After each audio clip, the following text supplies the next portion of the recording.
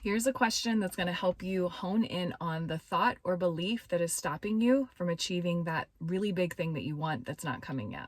Ready? Why don't you want it? Why don't you want it? Now, it sounds crazy because you're thinking, of course I want it. It's been on my vision board. It's been something I've set as a goal for years and years and years, but it hasn't happened yet. But if I was forcing you to come up with an answer to why you wouldn't want it, what would your answer be? I ask this to my clients often, and a lot of times they at first have the same reaction. Of course I want it. There's no reason why I wouldn't want it. It's $1 million. It's a, roster full of clients. It's the body that I've been wanting for years.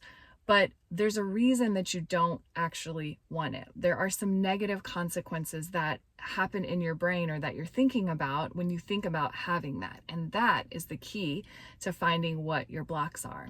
So if you want a lot of money, maybe you don't think you're good with money and you're afraid that you're not going to manage it well, or you're afraid that you won't know what to do with it. Or maybe if you lose the weight that you want to lose, that you're afraid that your partner's going to leave you or think that you're cheating on them or whatever, right? So answer this question. Why don't you want it?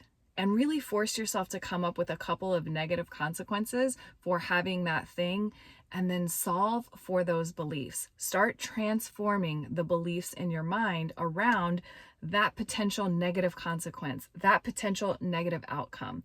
Because when you solve for that, then that block goes away and you're more open to receive that big, audacious goal that you actually want.